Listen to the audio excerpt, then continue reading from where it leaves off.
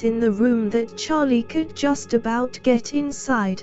The worst part about the auction was what Charlie saw on stage. What he saw on stage would give a grown man nightmares for the rest of his life. It would make anyone think twice about wanting to go to prison. He saw what looked like 10 white women on stage with a spotlight on the one in front. They all had long blonde hair with their fingernails and toenails painted white. They were also all wearing belly tops and booty shorts, but when Charlie looked more closely he could now see these were not women at all.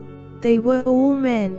He could also see a man on the same stage sitting on a judge's bench with an auction hammer in his hand, whacking it on the table while shouting out loud 30 noodles and 30 tunas for this beautiful supermodel that we have on stage. Sold to the inmate in the green jumper. The crowd then started cheering as the woman of the wing walked off stage. The winning bidder grabbed the prison woman and said, "You are coming with me, woman. I'm roasting, so we are going back to my cell right now to have some fun." He then walked out the auction with the woman of the wing, and then the next woman of the wing on stage walked forward into the spotlight and bidding started again. Charlie also noticed all the women of the wing on stage were all crying, so he knew none of them wanted to do this. While the auction was running, Charlie tapped the shoulder of the black guy standing in front of him. "My name is Charlie and I'm new on this wing.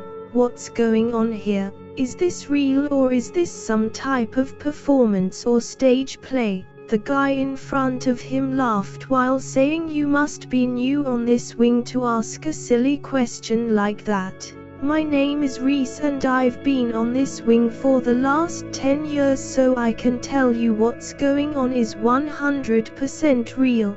I used to be on the gladiators wing before, and that was a nightmare to live on. It was like going to war every time you went out of your cell. The auction wing is very different. We are not allowed to take cheeks on this wing. Everything is sold via the auction."